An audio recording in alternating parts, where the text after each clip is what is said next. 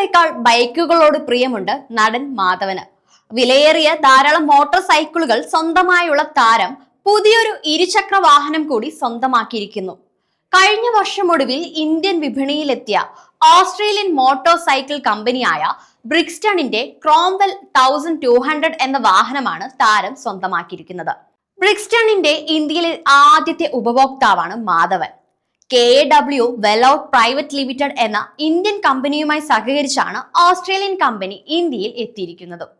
Olive green നിറമാണ് തന്റെ പ്രിയപ്പെട്ട വാഹനത്തിനായി മാഡി തിരഞ്ഞെടുത്തിരിക്കുന്നത്.